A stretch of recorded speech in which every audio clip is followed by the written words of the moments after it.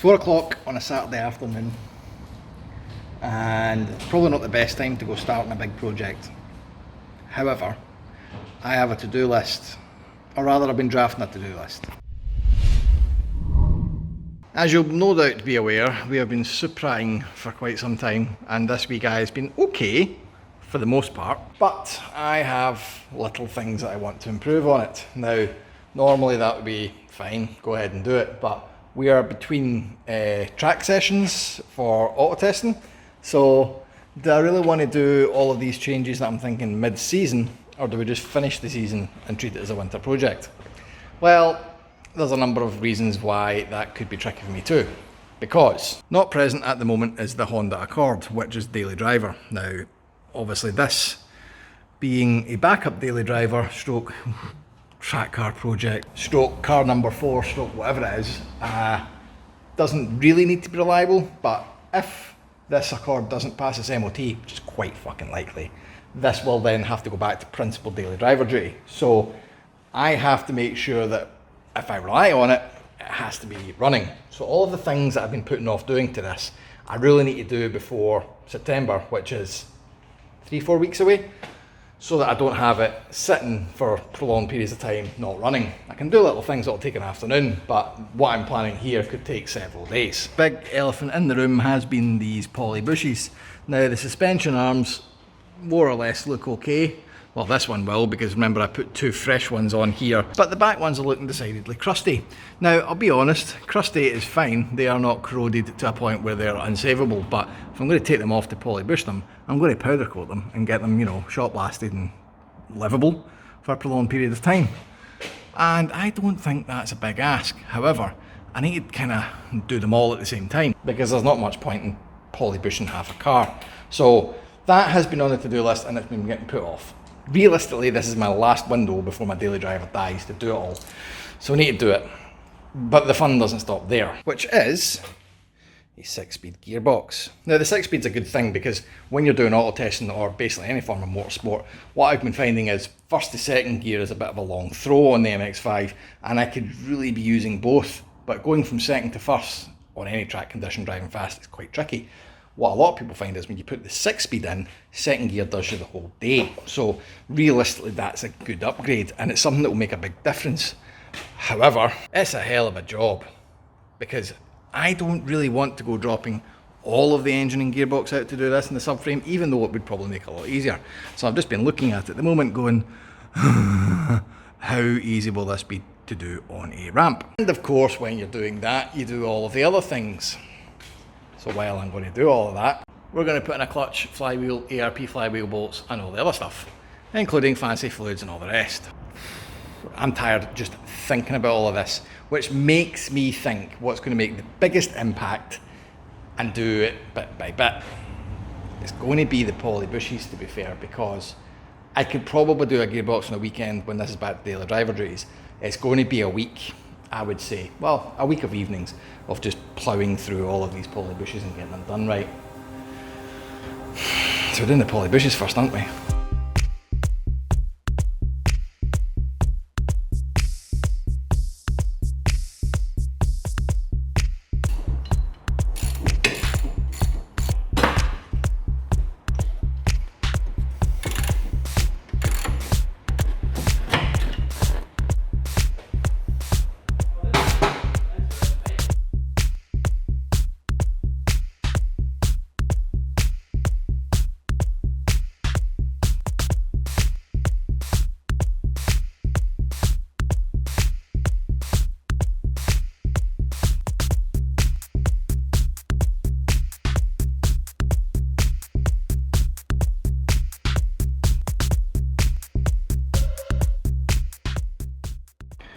Bush out. Turns out these are a lot easier than the metallastic horror stories we found in the TVR. Quite easy, weren't they? No. Also, they look in fairly decent condition. I know. Which is really don't look that bad. Really says a lot about the rest of the car as well, that everything that I swapped has not really needed swap, but never mind. No, I would have thought they would actually really have made the handling much worse. Well, it's still quite fresh. Yeah, they'll do. Anyway, polyurethane in. So we have, I'm just waiting on the paint drying, as you can see. in the far corner there. So that will be 2 of 8 done. However, I think we're going to have some hiccups because it's me. So as you'll remember, we put front lower arms on because the lower arms were absolutely shagged. And they were also a very, very cheap thing to buy. However, the front upper arms, I am going to have to put some proper pain and misery. That turns that off. Because as you can see, the split pin is no dice and has just started to crumble in spectacular fashion. Focus! There we go. Has started to just crumble, and I'm going to have to cut that off. So if I'm cutting that off, bear in mind I don't know the age of these guys either. It's a pretty good chance the ball joints are due a change, so we will just, I reckon, buy new upper arms. For the sake of 150 quid, it means that all of the front suspension is new. That just gives me the question mark of what's left in the back. So, surprise bush of the day, if that's such a thing. I keep forgetting that the hub itself has a big bush. That turns out to be exactly the same size as the bushes that were in the arms at the back, because the kit has 1, 2, 3, 4, 5, 6 in total for upper arm. So given what I know already about how easy these were to come out, I'm going to go get some M8 rod, and we're just going to replicate the press assembly, but I'm just going to run rod through there and nut and bolt that to pull that out. So that should be easy enough, and I don't actually need to hold things up. I'll just store this in threaded rod. Plus the press was really not. It was not doing much. It was to the point where if I get M8 threaded rods and I have other issues but I can't get any of these off, I'm just going to like rod them out rather than worry about the press, because it saved me no drama whatsoever. So on the whole, this is going well. However, I will stipulate, because we are refurbing, i.e. redressing with paint the arms, that has been 3 years and I've got 2. This is why I wanted to do this as a specific task, because it's going to take way longer than a weekend. Yeah. Misery. It's not the fastest thing to do, is it really? No. When you're doing work on an MX5, sometimes you need to have a say exio. And the reason for that is because my big grand plan about keeping this fairly, sensible and all that might have just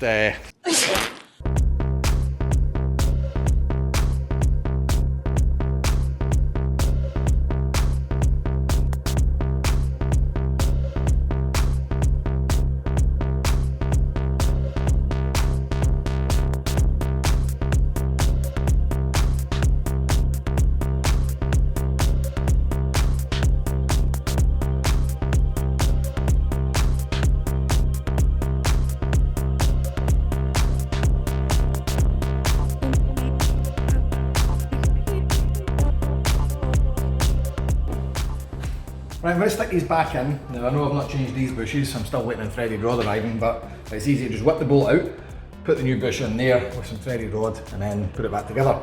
So the reason I'm putting these in the now is because I want this to be suspended. I don't want to have the upper and the lower arm off at the same time and this popping a drive shaft. So this will hold this, and then we can start it in the bottoms. Make sense?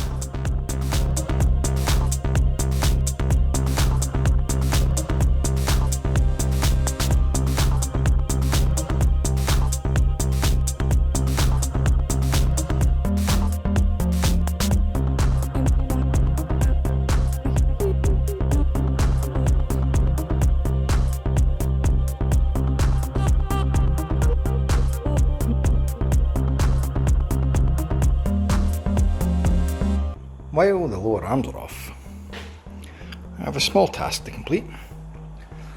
Remember the coilovers? Well, it's time for them to come out.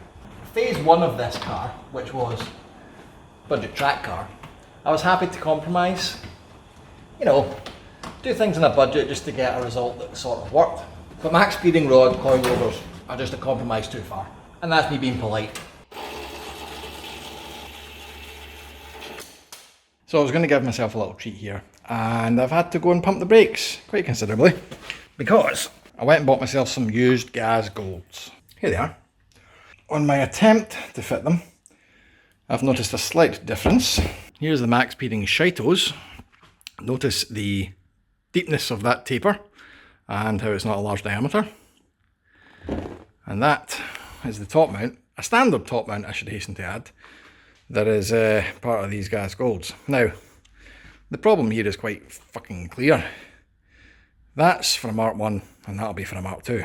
So as pumped as I was that I was going to get some nice decent coilovers for the next track day, probably not going to happen. Which is annoying because I was going to stick them in while these lower arms are out, which you need to take out to get them in. Unfortunately, that probably won't happen. Well, it might. Let's see how quick I can get a set of fucking new top mounts. Also, whilst inspecting the front, I have found this. Ugh. So I think it's safe to say these are going to need an overhaul before they go on. So we're sticking with the max speedings.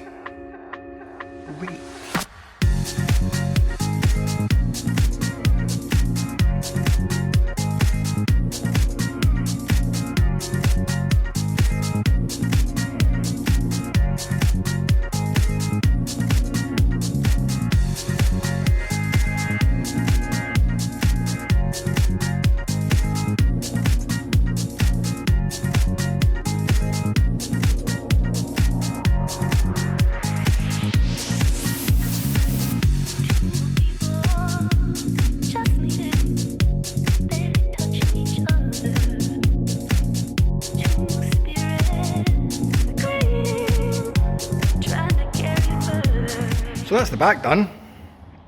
What's left for the front? Well, I have to sort of saved the easiest task for last. I knew the back would be a ball breaker because of rust and paint and everything else, but the fronts should be easier. The only problem is I've let project creep kick in. So that's my two arms have arrived. I'm going to knock these old bushes out, stick the new polyurethane ones in. Remember, the two lower ones, they're already new, so all we need to do is knock those bushes out. However, yeah, so if you look at the brakes in the back, they fill the discs. I think I discussed this before. They're 280mm non-vented. There's the tiny wee fronts, which are 250mm vented. Naturally, this looks absolute wank, and I need to get these fronts on so it's all balanced. So, well, it's all off, let's get these sorted too.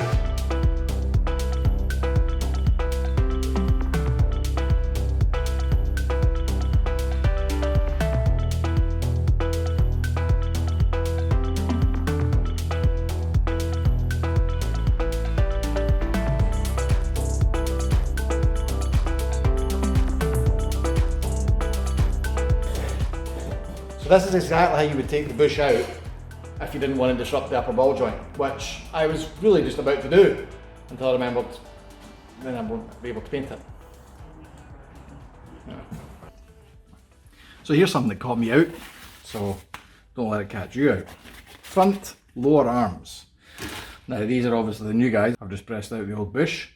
And Super Pro, handily enough, give IDs. Here's a pack of front lower control arm front, which I thought is a bit weird. And then you've also got front lower control arm FR. Now that's pretty vague and you can see where this is going, but I didn't. So I took two arms out of here, front lower control arm front, thinking well that'll be the two for this, but it's not, because here it is, the front lower control arm FR, and as you can see it's perfect size for fitting in there, but when I tried to press in here without obviously looking and making sure that that is clearly too small for it, it would pop in one but not pop out the other, and then pressing from the other direction and back and forward until you eventually go, what's wrong with this bush? And what's wrong with it is it's not this bush, which is the one you should be using. Anyway, one to watch. So I'm going to press these in, and then we've got one side left to do. So, montage speed run.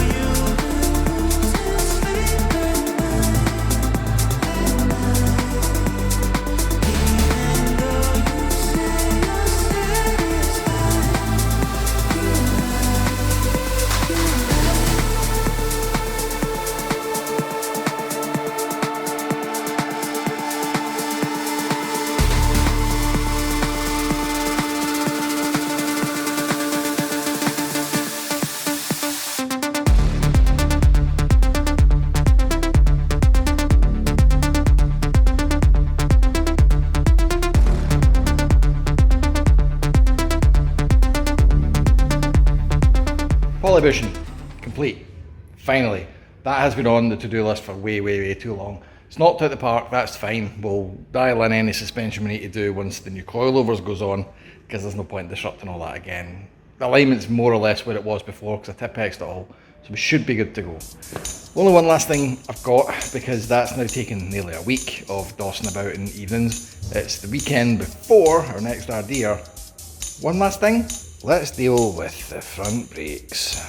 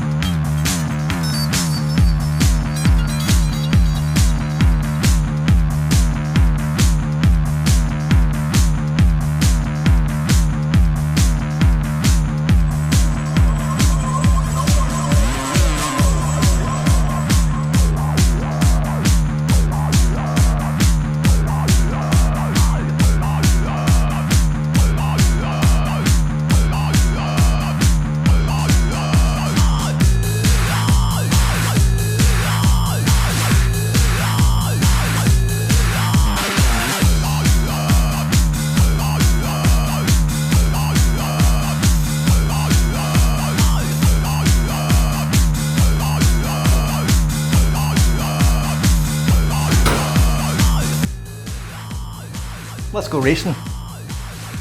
Also, new wheel, because reasons. The reasons being the old one was made out of chocolate, and this is the one from the Supra, which has been freshly trimmed.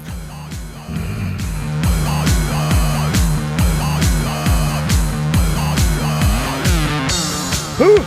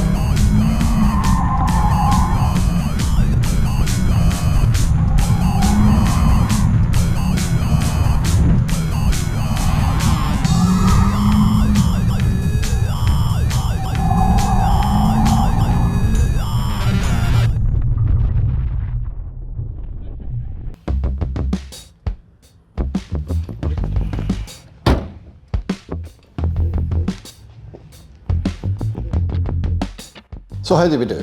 Well, I finished 4th, which isn't bad. I've finished 3rd before, but I drove the wheels clean off this guy. I thought it went okay. I was on for a really good time and then I clipped the cone. So how is the car? Well, completely the same as it was before, but at least now I know the Polybushes are good. I had no context for the old ones, which, despite how good they may have been, were an unknown quantity. So that's good. I've been having a think about this as well. So the championship I've been treating like Formula 1, that being if I finish in the top 10, i.e. getting points, then I was going to treat that as a good result. But I'm actually doing a bit better than I thought I was going to do. Namely, finishing 5th in this championship is not out with the realms of possibility here. If I can just get the finger out and get good results in the last 2 sessions, I could be in the running for this. So that's going to be the target, I think. So I have a month to kill before the next track session, so I am going to do some big changes to this car. As I said, we've got a 6-speed to fit in it, so let's see if we can get that done in a reasonable amount of time. But until that episode, like, bell, subscribe if you just found this and you're into the content. If you like a bit more than that, patreon.com/2track. And until next week, guys, drive safe.